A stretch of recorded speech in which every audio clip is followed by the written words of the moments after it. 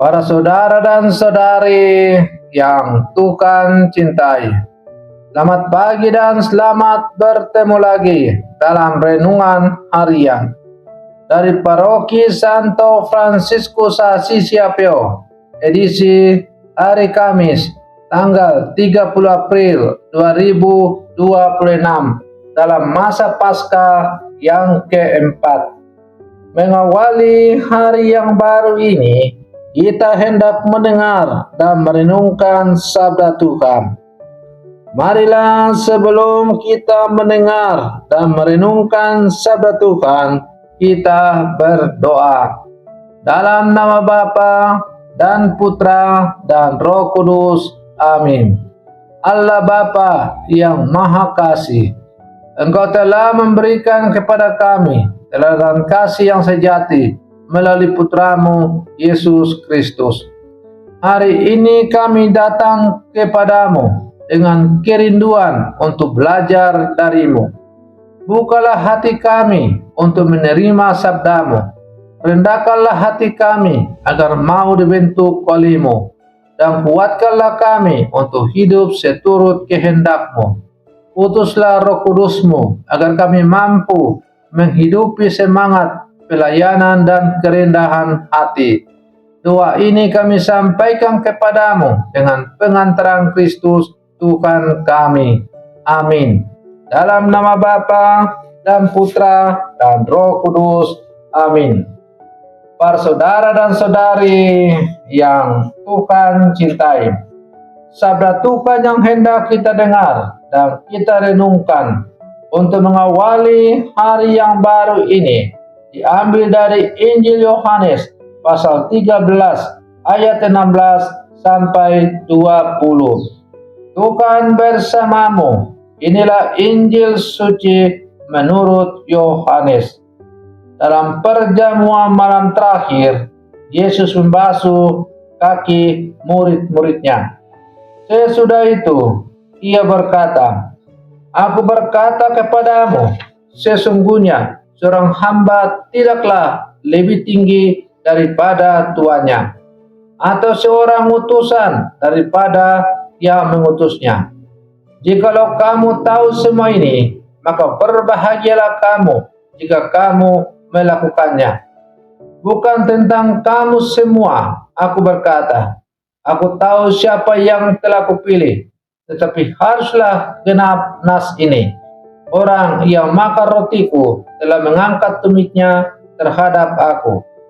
Aku mengatakannya kepadamu sekarang sebelum hal itu terjadi, supaya jika hal itu terjadi, kamu percaya bahwa akulah Dia.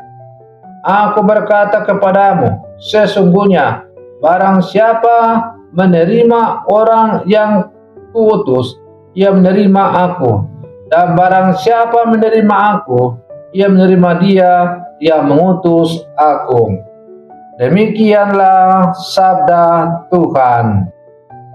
Para saudara dan saudari yang Tuhan cintai, dalam kehidupan sehari-hari, manusia, siapapun dia, termasuk kita, cenderung mencari posisi yang tinggi.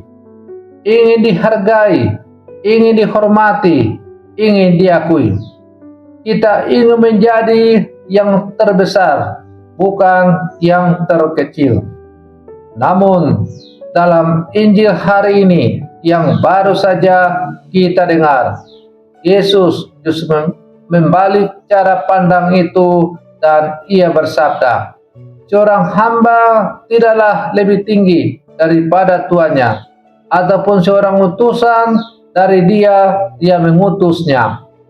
Yesus, Sang Guru dan Tuhan, justru menunjukkan teladan sebagai pelayan. Inilah jalan yang mungkin tidak populer, tetapi itulah jalan kerajaan Allah. Para saudara dan saudari yang Tuhan cintai, perikop ini datang setelah Yesus membasuh kaki para muridnya. Tindakan itu sangat mengejutkan, karena pada zaman itu membasuh kaki adalah tugas seorang hamba atau budak. Namun, Yesus melakukan hal itu sendiri.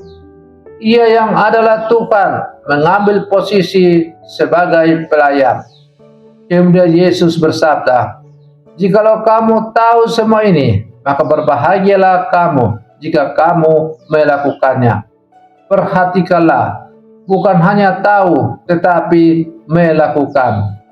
Para saudara dan saudari yang Tuhan cintai, seringkali kita tahu apa yang benar.